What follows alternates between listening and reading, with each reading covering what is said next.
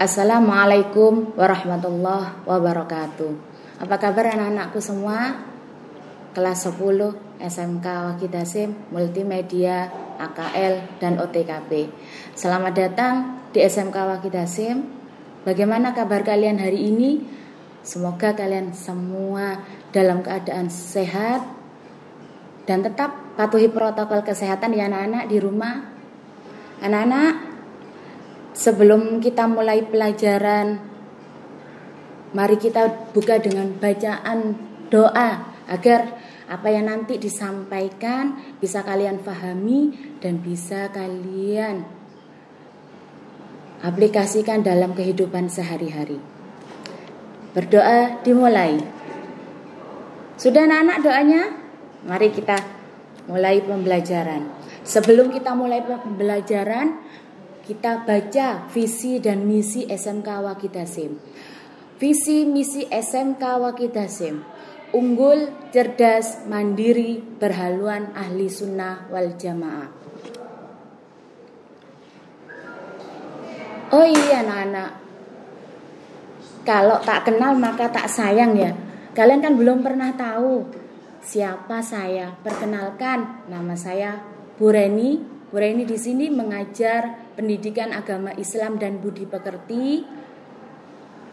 Untuk kesempatan kali ini, Ibu akan menerangkan atau membahas materi tentang husnudzon. Apa itu husnudzon?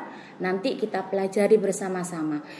Sebelum kita mempelajari materi husnudzon, ada beberapa hal yang perlu Ibu sampaikan. Ada beberapa hal yang mana yang dari sikap. Pertama, sikap spiritual. Diharapkan kalian mampu membaca Al-Quran dengan meyakini bahwa prasangka baik atau husnudzon adalah perintah agama. Yang kedua, dari sikap sosial, menunjukkan perilaku prasangka baik atau husnudzon sebagai implementasi dari Quran surat Al-Hujurat ayat 12 serta hadis terkait. Dari sisi pengetahuan, diharapkan kalian bisa menganalisis Quran surat Al-Hujurat ayat 12 serta hadis prasangka baik atau husnudzon.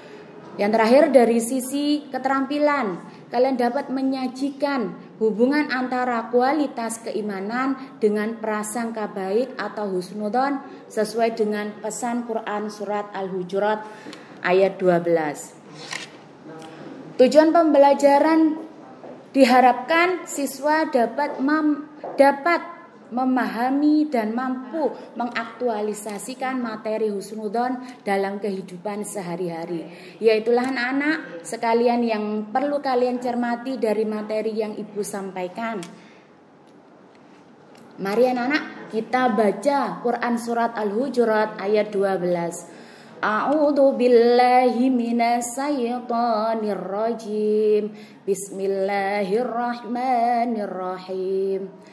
Ya ayyuhalladzina amanu jtanibu katsiran minadh-dhanni inna ba'dadh-dhanni ismu wa la tajassasu wa la yaghtab ba'dukum ba'dha ayuhibbu ahadukum ayyakula lahma ahihi maitan fahqarihtumuh wattaqullah innallaha tawwabur rahim. Yang artinya, wahai orang-orang yang beriman, jauhilah banyak dari prasangka. Sesungguhnya sebagian prasangka itu dosa, dan janganlah kamu mencari-cari kesalahan orang lain, dan janganlah di antara kamu yang menggunjing sebagian yang lain. Apakah ada di antara kamu yang suka memakan daging saudaranya yang sudah mati? Tentu kamu merasa jijik. Dan bertakwalah kepada Allah, sungguh Allah Maha Penerima Taubat, Maha Penyayang. Quran surat Al-Hujurat ayat 12. Dalam bab husnudzon ini akan Ibu sampaikan beberapa hal, yaitu pengertian, macam-macam husnudzon, manfaat dan hikmah husnudzon. Pengertian husnudzon secara bahasa dari kata Husnu yang berarti baik dan adzon yang berarti prasangka. Dari kedua kata ini, husnudzon dapat diartikan sebagai baik sangka atau berprasangka baik. Secara istilah, husnudzon memiliki maksud, sikap mental dan cara pandang yang menyebabkan seseorang melihat sesuatu secara positif dari sisi positif. Kata husnudzon berlawanan dari kata suudzon yang berarti berburuk sangka atau berprasangka buruk. Maksud yang terkandung dalam sikap suudzon pun berkebalikan dari sikap husnudzon. Suudzon adalah sebuah sikap mental atau cara pandang yang memandang sesuatu dari sisi negatif, jelek, dan pandangan tidak indah lainnya. Dengan kata lain, keadaan seperti ini mengantarkan pemiliknya pada sikap was-was, penuh curiga, dan tidak jarang memvonis meskipun belum jelas kebenaran atau salahnya. Macam-macam husnudzon. Yang pertama adalah husnudzon kepada Allah. Sikap husnudzon kepada Allah ini merupakan sikap husnudzon yang terpenting yang harus tertanam di hati seseorang muslim. Karena berbaik sangka kepada Allah itu, apapun yang kita hadapi dan alami dalam kehidupan kita yakini bahwa semua itu adalah yang menentukan adalah Allah. Yang kedua, husnudzon kepada diri sendiri. Husnudzon terhadap diri sendiri ini berarti berbaik sangka kepada diri sendiri, menerima apa adanya serta berbaik sangka kepada Allah, tidak menyesali keadaan dan keberadaannya. Adanya berbagai macam cobaan misalnya, miskin, cacat, sakit dan sebagainya, kita harus tetap bersyukur kepada Allah yang telah menciptakan sebaik-baik makhluk. Sikap yang menunjukkan husnudzon kepada diri sendiri antara lain gigih, berinisiatif dan rela berkorban. Yang ketiga adalah husnudzon terhadap sesama manusia. Husnudzon kepada sesama manusia adalah sikap yang selalu berpikir dan berprasangka baik kepada sesama manusia. Sikap ini ditunjukkan dengan rasa senang, berpikir positif, dan sikap hormat kepada orang lain tanpa ada rasa curiga, dengki, dan perasaan tidak senang tanpa alasan yang jelas. Berprasangka baik atau husnudzon terhadap sesama manusia hukumnya mubah, jaiz atau boleh. Husnudzon terhadap sesama baik berupa sikap, ucapan dan perbuatan yang hendaknya kita terapkan dalam kehidupan sehari-hari. Manfaat dan hikmah husnudzon. Yang pertama, manfaat perilaku husnudzon. Hubungan persahabatan dan persaudaraan menjadi sumber kebahagiaan karena didasari ketulusan. Yang kedua, terhindar dari penyesalan dalam hubungan antar sesama. Yang ketiga, selalu merasa senang dan bahagia atas kebahagiaan orang lain. Yang terakhir, timbulnya ketenangan dan ketentraman dalam hidup. Terakhir, hikmah berperilaku husnudzon.